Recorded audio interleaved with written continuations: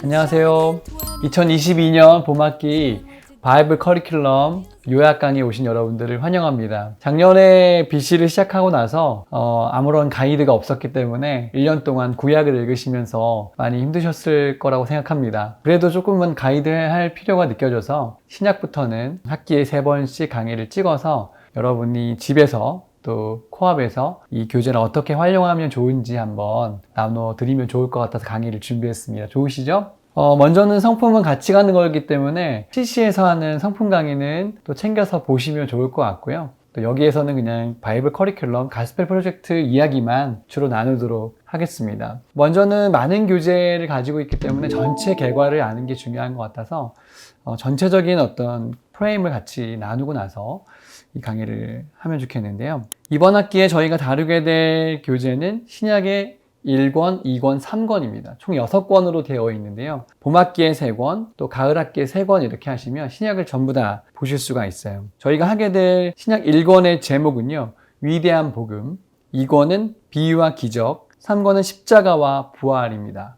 여기까지가 예수님께서 사복음서 안에서 행하셨던 이야기들이 담겨져 있어요. 그리고 우리가 이제 가을 학기에는 사도행전부터 시작되는 그 초대교회 역사를 또 서신서들 또 계시록 이렇게 보실 수가 있는데 신약 4권은 복음으로 세워진 교회, 5권은 하나님의 편지, 신약 6권은 다시 오실 그리스도 이렇게 해서 6권으로 신약을 완성하게 됩니다. 신약 1권의 주제는요. 약속의 왕이시며 구주이신 예수 그리스도와 그분의 나라를 보여주고 소망하게 합니다. 2권은요. 하나님의 나라의 비밀을 풀어주고 영광을 경험하게 합니다. 3권은 구원의 약속을 이루신 하나님의 아들 예수님의 고난과 영광을 보여줍니다. 그리고 우리가 이제 3권을 다루게 될 텐데요. 우리가 주로 사복음서 하면 마태복음, 마가복음, 누가복음, 요한복음 이렇게 책별로 공부할 수도 있고 연대기별로 공부할 수도 있지만 우리가 만나게 되는 이 책은 약간 주제별로 엮여져 있습니다. 신약 1권은 위대한 복음이란 큰 타이틀로 예수님의 복음의 이야기가 담겨져 있는 것이고요. 2권은 예수님께서 행하셨던 비유와 기적에 대한 부분을 주로 추려서 나누고 있고 3권은 십자가와 부활 이야기 위주로 다루고 있습니다. 그래서 사복음서를 쭉 읽으시는 것도 중요하고요. 또 이렇게 주제별로 엮으시는 것도 중요하기 때문에 전체 틀을 이해하고 가시는 게 좋을 것 같습니다. 청작년용 교재를 보시면은 전체 타이틀은 위대한 복음이고요. 총 12과로 나누어져 있어요. 제목부터 한번 보시면 아브라함부터 예수님까지 2번 하나님을 찬양한 마리아 이야기겠죠. 3번 우리와 함께 하시는 하나님, 4. 예수님의 어린 시절, 5. 세례를 받으신 예수님, 6. 시험을 이기신 예수님. 어떻습니까? 쭉 차례대로 연대기 순으로 지금 이어지고 있다는 것을 보실 수가 있죠. 7번 제자를 부르신 예수님, 8. 예수님을 만난 니고데모, 9. 겸손한 세례 요한, 10. 우물가의 사마리아 여인, 11. 배척당하신 예수님, 12. 나무 위에 오른 삭개오. 그래서 전체는 12과로 되어 있고요. 1과부터 6과까지는 큰 주제가 예수님, 하나님의 아들. 예수님이 누구냐면요. 하나님의 아들. 이게 중요한 거예요. 그래서 예수님은 인성과 신성을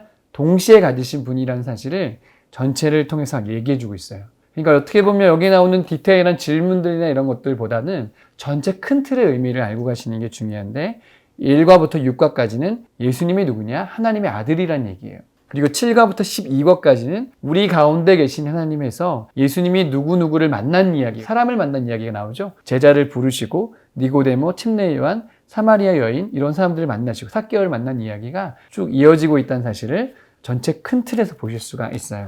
그래서 여러분들이 어떤 한과 이야기들을 큰 틀을 이해하셔야지만 이 내용이 외국에서 온 거기 때문에 우리말로 번역했을 때 잘 이해가 안 가는 그런 부분들은 사실 중요하지 않아요. 그래서 여기 나와 있는 글씨들을 쭉 읽는 것만으로도 전체 신학적인 맥락을 쭉 이해하실 수 있다는 것을 기억하시면서 공부해 보시겠습니다. 1과부터 한번 보실게요. 1과는요. 아브라함부터 예수님까지예요. 오랜 약속을 이루실 분이 오시다. 예수님이 구약의 약속을 이루시면서 이 땅에 오셨죠.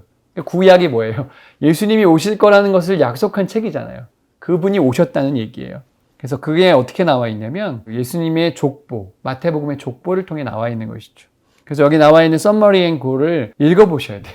이걸 읽지 않고 쭉 책으로 들어가면 맥락을 잃어버릴 수가 있거든요. 그래서 제가 자세하게 읽어드릴 테니까 한번 같이 읽어보면 좋겠어요. 예수님의 정체성은 하나님의 약속 성취에 뿌리를 두고 있습니다. 하나님은 아브라함을 통해 모든 민족에게 복을 주실 것을 약속하셨고, 아브라함 나오죠. 다윗의 왕좌를 통해 영원한 하나님 나라를 세울 것을 약속하셨습니다. 족보에 아브라함도 나오고 다윗도 나와요. 또한 언젠가는 이스라엘 백성이 오랜 포로 생활을 마치고 약속의 땅으로 돌아오게 하겠다고 약속하셨습니다. 하나님의 가족으로 접붙임 받은 그리스도인으로서 예수님의 계보는 우리의 계보이기도 합니다. 우리는 믿음의 조상인 아브라함에게서 유산을 이어받았기 때문입니다. 이 역사적 계보를 통해 우리는 그리스도 안에서 진정한 자기 정체성을 발견하게 됩니다. 하나님은 예수 그리스도를 통해 모든 약속을 성취하셨습니다. 그래서 이 족보가 중요한 거예요. 말씀이 그대로 이루어진 어떤 계보이니까 이것을 기억하시면서 한번 일과를 보시면 이 전체 본문은요 그렇게 길지가 않아요. 그래서 여러분들이 아이들과 공부하실 때에도, 여러분이 스스로 공부하실 때에도 약 큐티 본문 정도? 가정예배 순서지 그 본문 정도밖에 들지 않기 때문에 교재를 공부하는 성경 구조는 굉장히 짧습니다. 그래서 같이 읽으면서 공부해도 되는 정도의 수준이죠. 마태복음 1장 1절부터 17절 족보가 나와 있어요. 핵심 포인트가 중요한데요. 세 가지죠. 예수님은 세상에 복을 가져오시는 아브라함의 자손, 아브라함이라는 말 중요하고요. 두 번째, 예수님은 영원히 다스리시는 다윗의 자손이다. 세 번째는 예수님은 죄와 사망에 사로잡힌 포로 생활을 끝내시는 메시아로 오셨다. 그래서 이 마태복음은 유대인들을 위해서 쓴 책이잖아요. 그래서 이 구약의 이야기와 접붙이는 이야기가 굉장히 중요한 것이죠. 그리고 무엇보다 중요한 게 신학적인 주제인데요. 하나님이 자기 백성에게 주신 오랜 약속을 하나님의 아들이 성취하실 것입니다. 예수님이 이 땅에 오신 것은 너무나 중요하죠. 그래서 그리스도와 모든 것이 연결되는데 여기 이 족보가, 이 계보가 바로 아브라함과 다윗의 계보를 잇는 하나님의 약속의 성취라는 것을 우리가 볼 수가 있습니다. 선교적 적용은요. 하나님은 예수님이 역사의 주인이시며 구원을 베푸시는 유일한 구원자이심을 선포하라고 우리를 부르십니다. 예수님이 one way, the way예요. 그분밖에 길이 없다는 사실을 우리가 여기서 발견하게 되죠. 그리고 책을 자세히 보시면 핵심 교리가 한 과에 하나씩 들어있어요. 핵심 교리 99라고 써 있는데요. 이번에는 47번 예수님의 인성에 대한 얘기예요. 뭐냐면 예수님은 인간으로 오셨다는 얘기예요. 이번에 이제 CC를 하는 분들은 다 배우게 될 텐데 종교회의가 왜 계속 일어나냐면 초대교회 때 로마에서 국교화가 됐잖아요. 기독교가. 그 다음부터 많은 교리들이 싸우기 시작하죠. 가장 핫한 이슈가 뭐였냐면 예수님이 누구냐 이거예요. 근데 많은 분들이 예수님은 인간이야, 예수님은 하나님이야 할 때 진짜 교리는 뭐냐면, 완전한 교리는 예수님은 진정한 인간이시고 또 진짜 하나님이시라는 사실이에요. 그래서 인성과 신성을 겸비하고 계신다. 이것이 되게 중요한 포인트거든요. 여기 나와 있는 것은 예수님의 인성이라는 거예요. 인간의 몸을 입고 이 땅에 오셨다가 너무나 중요하다는 사실을 한번 읽어보시면서 가시면 좋겠어요. 그래서 우리가 갖게 되는 슬픔, 아픔, 고통, 십자가의 고난까지 예수님이 경험하셨다. 이게 중요한 것입니다. 이 책을 쭉 읽으시면서 공부하시면 그냥 솔직히 읽는 게 거의 다예요. 그리고 질문의 답을 꼭 찾지 않아도 여기에 많은 진리들이 들어있기 때문에 큐티하는 시간 정도 조금만 더 드리면 한 권씩 금방 공부할 수 있거든요. 원래는 이게 전체 12권을 신약 6권, 구약 6권을 3년에 공부하도록 나와 있어요. 그러니까 1년에 4권씩 공부하는 건데 저희는 한 학기에 3권씩 공부하거든요. 그러니까 제가 볼 때는 12과로 되어 있으니까 하루에 한 과씩 공부해 나가시면 한 2주 정도 만에 완성하실 수 있는 것이죠. 그렇게 공부하셔야지만 맥락을 잃지 않고 한 권씩 이렇게 공부하실 수가 있습니다. 2과에 보시면요. 하나님을 찬양한 마리아 이야기가 나와요. 뭐냐면 예수님께서 마리아에게 잉태되셨다는 얘기죠. 서머리 앤 고를 읽어볼게요. 이 세션에서 우리는 하나님이 마리아를 부르시는 장면을 보게 됩니다. 우리를 구원하기 위해 예수 그리스도를 보내시는 하나님의 놀라운 역사가 마리아에게서 시작됩니다. 당시 아마도 10대 소녀였을 마리아는 가브리엘 천사에게서 하나님이 위대한 약속을 이루기 위해 자신을 사용하시리라는 이야기를 듣습니다. 하나님의 종으로서 주님의 뜻에 순종하는 마리아의 모습은 그리스도인의 모범이 됩니다. 우리도 살면서 하나님의 부르심에 순종해야 할 때가 있음을 알아야 합니다. 값비싼 대가를 치르더라도 순종해야 하는 순간 말입니다. 마리아처럼 우리도 하나님의 종이자 그리스도를 따르는 제자로서 순종을 통해 주님을 높여 드려야 합니다. 뭡니까? 마리아가 예수님을 잉태할 때 어려운 중에 순종했다는 것입니다. 그것이 중요한 썸머리 앤 골입니다. 그래서 누가복음 말씀을 여기서 인용하고 있고요. 그래서 마리아는 이해하기 힘든 하나님의 계획에 자신을 내맡깁니다. 2번, 마리아는 하나님의 선하심과 자비하심을 찬양합니다. 3번, 마리아는 하나님이 자기 백성에게 하신 약속들을 지키실 것을 확신합니다. 그래서 이 마리아의 모습을 통해 우리도 그렇게 하자는 거죠. 신학적 주제는요. 예수님은 성령의 능력으로 잉태되어 동정녀 마리아에게서 태어나셨습니다. 남자를 거치지 않고 성령에 의해서 잉태되셨다. 이게 중요한 것이고요. 그리스도와 연결시켜 볼까요? 마리아는 하나님의 계획에 순종함으로써 고통과 상심을 겪게 되더라도 하나님을 높여드리기를 결심했습니다. 마리아의 신실함은 우리에게 좋은 본보기가 됩니다. 예수님의 순종의 삶을 통해 하나님 아버지를 영화롭게 하시고 하나님의 계획에 순종해서 십자가에 달려 죽으심으로써 우리를 구원하셨습니다. 어떻게 적용할까요? 하나님 우리에게 고난의 때에도 주님을 높여드림으로써 주님이 우리에게 소중한 분임을 다른 사람들에게 나타내라고 말씀하십니다. 마리아의 모습을 통해서 우리도 고난을 이겨내고 또 주님을 높일 수 있으면 좋겠다 이런 얘기죠. 여기 나와 있는 천사가 마리아에게 이렇게 얘기했잖아요. 그래서 핵심교리의 천사 이야기들 쭉 보시면 메시지를 전하는 사자를 뜻할 때 천사가 쓰여졌고요. 신구약에 계속 천사 이야기가 나오니까 여기 나와 있는 것들 읽어보시면 도움이 될 거예요. 3가로 나볼까요? 이제 아기 예수님이 태어나시는 장면, 우리와 함께 하시는 하나님, 임마누엘이라고 하죠. 썸머리 고를 읽어보면요. 이 세션에서 마태복음과 누가복음에 기록된 예수님의 탄생 이야기를 살펴볼 것입니다. 하나님이 인간의 몸을 입고 갓난아기의 모습으로 세상에 오신 아름다운 장면을 보게 될 것입니다. 누가는 예수님이 낮고 초라한 곳에서 태어나셨으며 당시 사회에서 푸대접받던 목자들에게 예수님의 탄생 소식이 제일 먼저 선포되었다고 말합니다. 마태는 동방박사들의 경배를 통해 온 열방에 복음을 전하고자 하시는 하나님의 계획을 알 수 있다고 말합니다.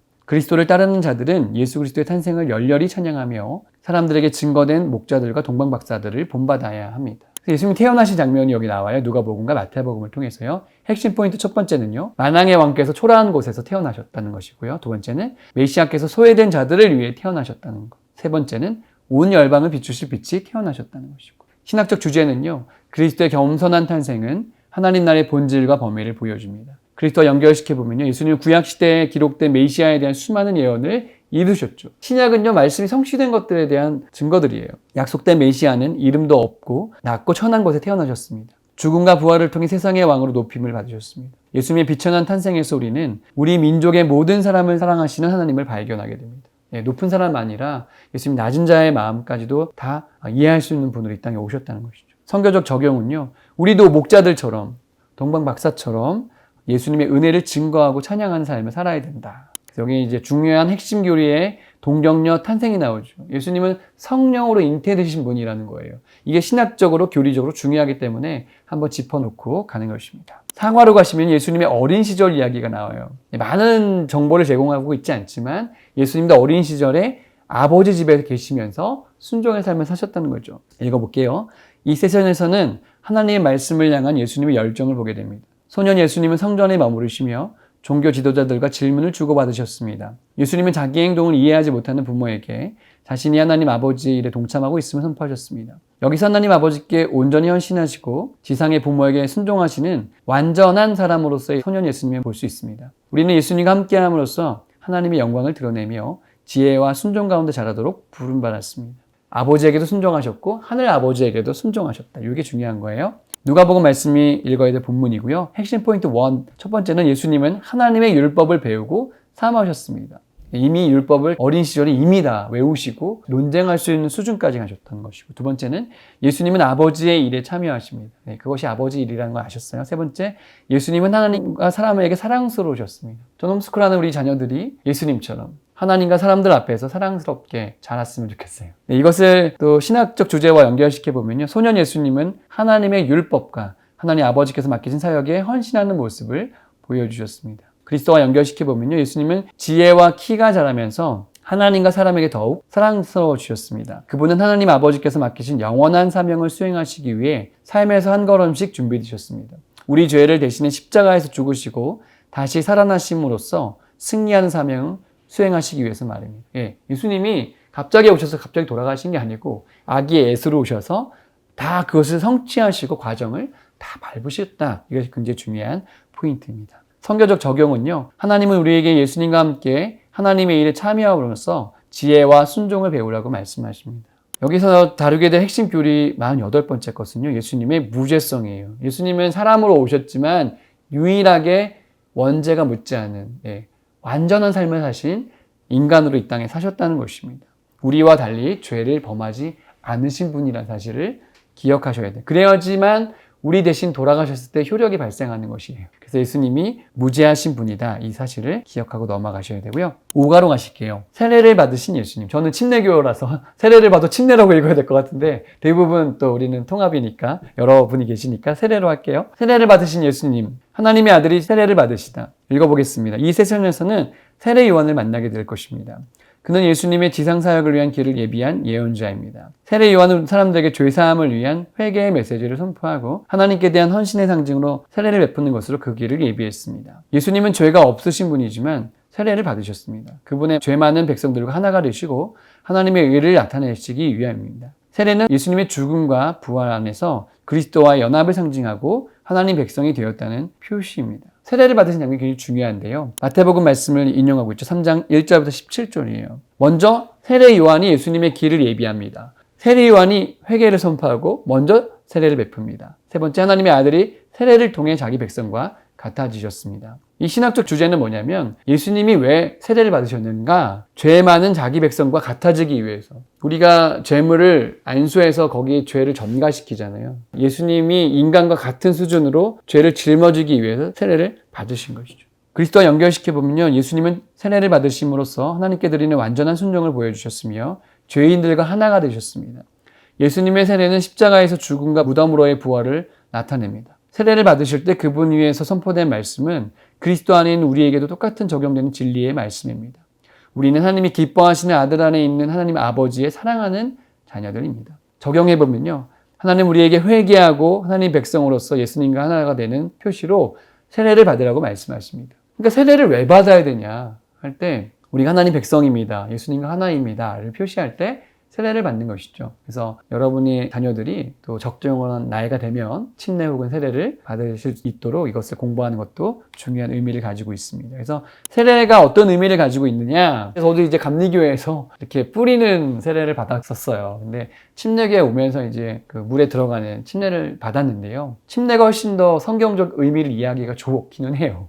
왜냐면 우리가 예수님과 함께 무덤에서 죽었고 장사 지냈고 다시 살아났습니다를 물에 빠지는 것을 통해서 다시 나오는 것을 통해서 이야기할 수가 있거든요. 그래서 여러분들이 어떤 교단에 계시건 간에 침례가 훨씬 더 어떻게 보면 복음을 잘 이해할 수 있는, 세례의 의미를 더 잘 이해할 수 있는 방법이기 때문에 그 의미를 기억하시면 좋겠고요. 6가로 가볼게요. 시험을 이기신 예수님. 그러니까 이제 하나님의 아들이 시험 받으신 장면, 광야에서 기억나시죠? 한번 읽어보겠습니다. 이 세션에서는 광야 시험을 신실하게 이기신 예수님을 보게 됩니다. 에덴 동산에서 쫓겨난 아담과 하와가 광야 생활을 하던 이스라엘 백성들과 달리 예수님은 하나님의 뜻을 떠나 자기 욕구를 만족시키거나 하나님을 시험하고 그분의 약속을 불신하지 않았습니다. 이 땅에서 영광을 취하신 대신 오직 십자가만을 바라보며 사악한 자의 시험에 승리하셨습니다. 그리스도인인 우리는 우리를 대신해 시험을 이기신 구주를 믿음으로써 어떤 유혹에도 맞설 수가 있습니다. 예수님이 시험을 이기신 장면을 보면서 우리도 시험을 이기는 삶을 살아야 된다, 이런 얘기죠. 마태복음 4장 말씀을 읽어보면 되겠고요. 핵심 포인트 첫 번째는요, 첫 번째 시험에서 하나님의 뜻 대신 자기 욕구를 만족시키라는 그 시험을 예수님 당하셨다는 거. 두 번째 시험에서 하나님을 시험하고 그분의 약속을 의심하라는 시험 받으셨고요. 세 번째 시험에서 예수님은 십자가는 잊고 스스로 영광을 취하라는 사탄의 시험을 받았다는 것이죠. 신학적 주제는요, 광야에서 아담과 이스라엘 백성은 시험에 넘어졌지만 예수님은 시험에서 이기셨다. 예수님이 넘어졌던, 실패했던 우리 인생의 어떤 궁극적인 어려움들을 다 극복하고 이기셨다. 시험을 이기신 분으로서 나와 있다는 것입니다. 그리스도와 연결은요, 예수님은 아담의 죄가 낳은 결과를 되돌리기 위해 세상에 들어오셔서 아담이 넘어진 시험을 이기셨습니다. 예수님은 광야에서 하나님을 의심했던 하나님의 백성 이스라엘을 향한 목적을 이루시기 위해 자기 백성을 대신해 시험을 이기셨습니다. 예수님은 시험을 이기심으로써 구세주로서 십자가에서 죄를 정복하실 것입니다. 적용해보면요, 하나님 우리를 대신해 시험을 이기신 그리스도로 말미암은 우리의 정체성을 믿음으로써 유혹을 물리치라고 말씀하십니다. 뭡니까? 예수님이 이기셨던 것처럼 우리도 시험을 이기면서 유혹을 물리치는 삶을 살아야겠다, 이런 얘기죠. 그래서 시험과 죄라는 핵심 교리도 한번 읽어보시면서 시험, 죄 같이 이제 자녀들하고 이야기해 보시면 좋을 것 같아요. 네, 여기까지가 이제 예수님의 인성을 얘기했던 부분이고요. 이제 7과부터 보시면 여기서부터는 예수님이 사람들을 만나신 이야기가 쭉 나온다는 것을 보게 됩니다. 7과입니다. 네, 7과는 제자를 부르신 예수님, 첫 번째 제자들의 이야기가 나오는데요. 썸머리 읽어볼게요. 이 세션에서는 회개를 선포하며 사람들을 부르시는 예수님에 관해 배울 것입니다. 예수님은 뜻밖의 사람들도 부르셨습니다. 예수님의 첫 번째 제자들은 그 부르심을 무시하지 않고 옛삶의 방식을 버리고 주님을 따라 나섰습니다. 이제 우리도 그리스도의 제자로서 하나님의 부르심에 응답하고 회개와 믿음이 필요한 사람들에게 그와 똑같은 부르심을 전할 특권을 가집니다. 마태복음 4장과 9장에 나와 있는 본문을 이용했습니다. 핵심 포인트 첫 번째는요. 예수님이 회개를 선포하셨고요. 두 번째는 예수님이 의외의 사람들을 불러 모든 것을 버리고 주님을 따르게 하셨습니다. 세 번째, 예수님이 이름 없는 사람들을 불러 주님을 따르게 하셨습니다. 예수님의 제자들을 살펴보면요. 그렇게 학벌이 좋거나 누군가의 빽이 있거나 이런 사람들이 아니었죠. 이스라엘의 독립을 추구하였던 사람들도 부르시고 세리도 부르시고 막 죄인들을 불렀단 말이에요. 예수님의 제자를 부르신 장면을 한번 생각해 보시고요. 신학적 주제입니다. 제자도란 구세주여 주님이신 예수님을 신실하게 따르는 것입니다. 그 제자의 의미를 같이 한번 고민해 보시면 좋겠고요. 그리스도와 연결입니다. 12지파를 대표하는 12제자를 선택하신 것에서 예수님이 모세의 율법이 아닌 구세주의 왕이신 자신을 중심으로 이스라엘을 재편성하고자 하셨음을 알 수 있습니다. 예수님은 십자가 죽음과 부활을 통해 우리를 구원하시고 우리에게 순종함으로 따를 것을 명령하셨습니다. 제자로 부르셨을 때 다 버리고 쫓았단 말이에요. 우리를 부르셨을 때 어떤 목회자만 그런 게 아니라 우리를 주님이 제자로 부르셨을 때에는 다 버리고 주님을 따르는 것이 원래 맞는 모습인 것이죠. 적용입니다. 하나님은 예수님을 쫓아 의외의 사람들, 이름 없는 사람들에게 구원의 좋은 소식을 전하는 사역에 동참하라고 우리를 부르십니다. 그래서 제자도의 의미를 한번 이 핵심 교리에서 나눠보시면 좋겠어요. 그래서 어떤 말과 형식의 변화가 아니라 우리의 삶 전체가 예수님 닮은 제자로서의 삶이 정말 드려지고 있는지 어떤 지식이 아닌 삶으로 한번 생각해 보시면 좋겠습니다. 8과로 넘어올게요. 8과는요, 예수님을 만난 니고데모 이야기가 나옵니다. 고위 관리였는데 니고데모가 거듭남에 대한 예수님께 질문하면서 그의 인생이 바뀌는 장면이 나오죠. 읽어볼게요. 이 세션에서는 예수님과 니고데모의 대화를 듣게 될 것입니다. 예수님은 이 유대교 지도자에게 거듭나다로 표현하신 거듭남의 신비에 관해 가르치셨습니다. 그리스도인은 하나님의 아들을 믿음으로써 하나님의 영으로 다시 태어납니다. 거듭남은 하나님의 복음 안에서 모든 믿는 자를 변화시켜 주신다는 확신의 근거입니다. 그래서 구원받는 것, 거듭나는 것의 의미에 대해서 다루고 있습니다. 요한복음 3장의 말씀에 거기 나와 있고요. 핵심 포인트 첫 번째는 성령님으로 새롭게 태어나야 변화될 수 있습니다. 성령으로 거듭나지 않고는, 이런 표현이죠. 그래서 니고데모도 어떻게 모태 뱃속에 2번 들어갑니까? 이런 얘기를 했잖아요. 그러니까 성령이 역사하지 않고는 거듭날 수 없다. 두 번째, 하나님의 아들을 믿어야 거듭날 수 있다.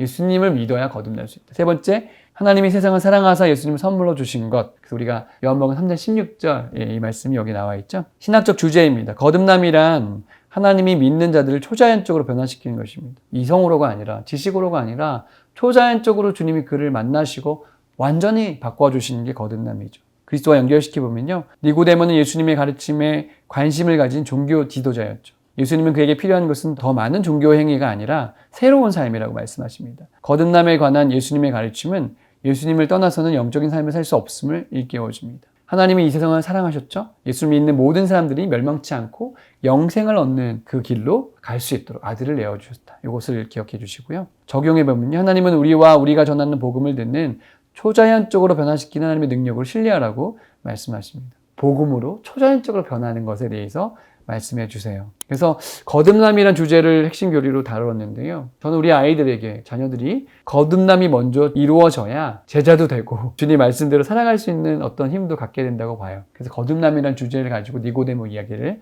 잘 나누어 보실 수 있으면 좋겠습니다. 9과는 겸손한 세례 요한, 예수님과 세례 요한이 다시 등장하죠. 썸머리입니다. 이 세션에서는 세례 요한이 어떻게 예수님의 길을 예비하셨는지 살펴볼 것입니다. 그는 예수님과 하나님 나라를 증언하고 예수님을 높이며 크게 기뻐했습니다. 그리고 그는 사람들에게 경고하고 하나님의 사랑과 권능을 증언했습니다. 그는 자기 사명과 정체성을 잘 알고 있는 사람이었죠. 그래서 기쁜 마음으로 그리스도의 오심을 예비할 수 있었습니다. 세례 요한을 통해 그리스도 안에서 자기 정체성을 발견하는 법과 주께서 영광 받으시도록 자신을 겸손히 내려놓는 법을 배울 것입니다. 이번 성품이 겸손으로 시작하는데 이 바로 침례 요한, 세례 요한이 그런 삶을 살았다는 것이죠. 요한복음 3장에 나와 있고요. 세례 요한의 사명은 주님의 길을 예비하는 것. 세례 요한의 태도는 겸손했고 그리스도를 기뻐했죠. 들러리가 기뻐하는 게 당연하다 이러면서 기뻐했죠. 세례 요한의 메시지는 경고와 증거로 가득했습니다.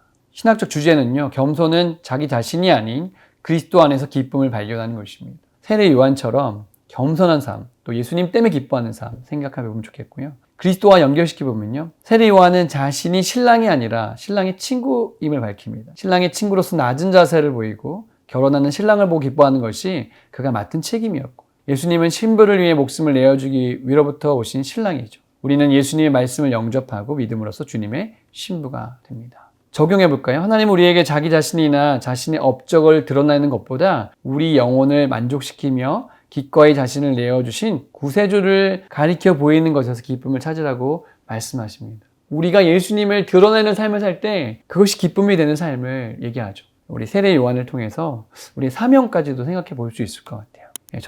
전도에 대한 우리의 의무, 특권 다시 한번 생각해 보고, 우리는 사실 전도한다고 핍박받는 삶을 살지는 않잖아요. 어떻게 전도할 것인가 좀 생각해 보면 좋을 것 같습니다. 10가로 갈게요. 이번엔 예수님이 사마리아 여인을 만나세요. 사마리아에서 우물가에서 몰래 혼자 물 들어온 그 여인을 만나시죠? 읽어보겠습니다. 예수님과 사마리아 여인의 대화를 볼 것입니다. 야곱의 우물가에서 사마리아 여인을 만나셨습니다. 여인과의 대화에서 예수님은 영혼을 만족시키는 생수를 가지고 계신다고 말씀하시며, 하나님은 영과 진리로 예배할 자를 찾으신다는 진리를 밝히셨죠. 예수님을 따르는 사람으로서 우리는 사마리아 여인과 같습니다. 다른 사람들이 예수님이 누구인지 알 수 있도록 주님을 높이고 예수님이 주시는 영원한 생수에 관해 전해야 되는 책임이 우리에게 있는 것이죠. 요한복음 4장, 아까 3장이었죠. 여기서 예수님은 영원히 목마르지 않게 할 생수를 주시는 분, 예수님은 참 예배를 가능하게 하신 선지자이시고, 예수님 사명을 위해 우리를 파송하시는 메시아이시죠. 신학적 주제는요, 하나님은 영과 진리로 예배할 진정한 예배자를 찾으시고 계신다. 여기서 같이 나눠볼 수 있고요. 그리스도와 연결은요, 예수님은 사마리아 여인에게 언젠가 예배하는 자들이 산이나 예루살렘 같은 물리적 위치에 제한받지 않고 영과 진리로 예배할 때가 오리라고 말씀하셨습니다. 그렇죠? 그런 것 같아요. 유튜브로 어디에서나 예배할 수 있는 시대도 지금 왔잖아요. 공산국가, 이슬람 국가에서도 언제나 예배할 수 있는 길이 열려있는 것 같아요. 이것이 우리와도 연결되어 있는 것이죠. 선교적 적용은요, 하나님은 우리에게 그리스도만이 주실 수 있는 생수를 필요로 하는 사람들이 세상에 널리 있음을 눈을 들어 보게 하십니다. 우리가 전도해야 할 사람들이죠. 전도에 대한 것도 다시 한번 생각해보고 갈 수 있을 것 같아요. 제가 이렇게 쭉 읽는 이유는요, 전체 프레임을 이해하지 못하면 이 교재가 아무 의미가 없기 때문에 그런 것이니까요. 지루하시더라도 한번 넘겨보시면서 읽으셔야 돼요. 그래서 한번 읽어드리는 거니까 따라와 주세요. 핵심 교리의 11번째는요. 무한하신 하나님. 주님의 존재와 특징에는 경계가 없다는 것이죠. 하나님은 공간이나 시간에 무한하신 그 하나님이시라는 것. 하나님이요, 세상의 신과 구별되는 것은요, 완전하시고 무한하신 하나님이시라는 것입니다. 같이 한번 공부해 보시면 좋겠고요. 11과로 가시면요, 배척당하신 예수님. 나사렛 사람들이요, 예수님을 못 알아봤어요. 그 얘기입니다. 읽어보면요, 이 세션에서 예수님이 고향 나사렛 마을 회당에서 말씀을 전하시는 장면을 보게 되는데요. 예수님은 이사야 말씀을 읽으시고 예언이 이루어지리라고 말씀하셨습니다. 예수님의 사역으로 온갖 속박과 죄에 사로잡힌 사람들이 자유함을 얻게 되리라는 선언이죠. 그러나 고향 사람들은 선지자로서 예수님 아니라 구원자 메시아까지도 거부해 버리고 말았습니다. 예수님을 따르는 자로서 우리는 복음 때문에 거절과 반대에 부딪힐 수도 있어요. 그러나 우리는 성령님의 권능에 의지해서 그것을 이겨낼 수 있습니다. 예수님도 배척받으셨는데 우리도 그럴 수 있다는 얘기예요. 누가복음 말씀에 그렇게 나와 있고요. 핵심 포인트 첫 번째, 예수님은 이사야가 예언했던 바로 그 메시아. 예수님은 다른 선지자들처럼 자기 백성에게서 배척당하셨죠. 세 번째, 예수님은 사람들의 배척에도 불구하고 사역을 지속하셨습니다. 신학적 주제예요. 사람들의 거절이나 반발이 성령님으로 충만한 사역을 막지는 못하는 것입니다. 반대가 있다고 해서 멈추면 안 되는 것이죠. 그리스도와 연결시켜 볼게요. 예수님이 태어나기 수백 년 전에 이사야 선지자는요, 메시아를 보내시려는 하나님의 계획에 말씀하셨습니다. 메시아께서 복음을 들고 포로된 자들을 구속하러 오신다는 예언이었죠. 예수님은 이사야서 말씀을 읽으시고 자신이 바로 이사야의 예언을 성취할 약속된 메시아이심을 밝히셨습니다. 구약에 정확하게 그리스도가 나와 있는데 이스라엘 사람들은 여전히 아직도 메시아를 알아보지 못하는 정말 아이러니한 시대를 살고 있죠. 적용해 볼게요. 우리는 가장 가까운 사람들에게 거절당하더라도 사명을 감당해야 합니다. 복음 전하는 사명에 대해서 한번 생각해 보시면 좋겠고요. 핵심 교리는요, 선지자이신 예수님. 예수님 이 땅에 선지자로, 그래서 말씀을 전하시는, 가르치시는 궁극적 교사로 이 땅에 오셨다. 이렇게 이해하시면 되겠고요.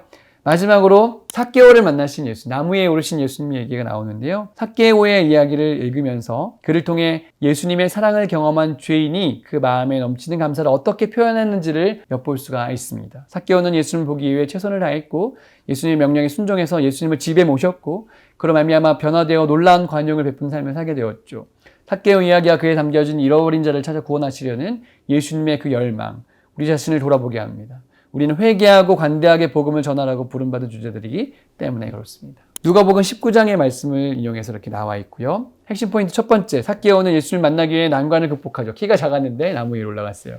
두 번째, 예수님은 삭개오와 함께하기 위해 사람들의 반대를 무시하셨습니다. 세 번째, 예수님은 죄인의 회개를 기뻐하시는 구세주이십니다. 네, 많은 사람들 다 싫어했죠. 하지만 예수님은 그를 구원하셨습니다. 신학적 주제예요. 예수님은 잃어버린 자를 찾아서 구원하러 오셨습니다. 그리스도와 연결시켜보면요. 예수님은 잃어버린 자를 찾아 구원하기에 이 땅에 오셨는데 우리는 아직 죄인 되었을 때 찾아오셔가지고 십자가에 달리심으로써 은혜로 구원하신 그 예수님 또한 우리의 진심 어린 회개를 기뻐하시는 분임을 기억하면 좋겠어요. 적용해보면요. 하나님 우리에게 넘치는 관대함으로 회개를 표현하라. 그래서 이렇게 예수님처럼 관대하게 회개를 표현하는 삶을 요청하고 계십니다. 그래서 은혜로우신 하나님에 대해서 한번 핵심 교리로 잡아놨어요. 네, 어떠세요? 이 12과를 읽으면서 복음의 위대함, 예수님이 어떻게 이 땅에 오셨고 누구를 어떻게 만나셨고 어떤 분이신지를 이 12과를 통해서 배울 수가 있게 되는 것입니다. 제가 이 슬라이드에 이제 여러분들이 읽으면 보면 좋을 것 같은 영상도 추천해 놨는데요. 바이블 프로젝트, 지난 학기에도 보셨겠지만 유튜브 제가 지금 QR코드를 넣어놨으니까 한번 찍어서 보시고 거기에 쭉 설명을 보시면 도움이 되실 거예요. 그리고 성경 에센스, 이거는 우리나라에서 만든 거기 때문에 좀 더 우리나라 사람들 이해하기 좋게 잘 만든 것 같아요. 그래서 5분 안에 10분 안에 성경 전체를 좀 이해하기를 원한다면 이런 영상을 보시면 도움이 될 것 같으니까요. 한번 QR코드 찍어서 아이들과 함께 보셔도 좋을 것 같습니다. 이것이 어른 교재에 대한 전체적인 아웃라인인데요. 많은 분들이 아이들 교재랑 우리 거랑 어떻게 매칭시켜야 되죠? 그것 때문에 고난 당하셔서 제가 그 얘기 좀 해드릴게요. 슬라이드 보시면 중고등부용을 보시면 뭐가 다른지 한번 보세요. 중고등부용은 이렇게 생겼어요. 거의 똑같이 생겼고 얇게 생겼습니다.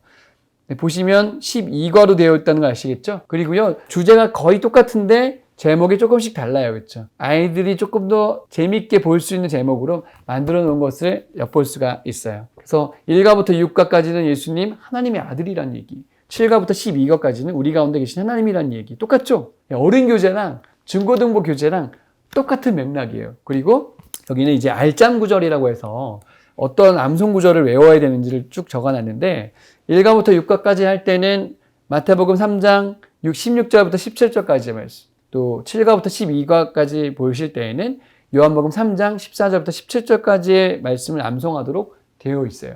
그것만 다르지 어른 교재랑 똑같습니다. 둘 다 12과로 되어 있어요. 진도도 똑같고 본문도 똑같으니까 어렵지가 않으실 거예요. 어린이용 교재도 두 가지로 되어 있는데요. 어린이용 교재는 고학년, 저학년으로 되어 있지만 제가 슬라이드를 한 장으로 만든 이유가 제목도 똑같고 주제도 똑같아요. 그리고 여기 나와 있는 암송 구절도 똑같습니다.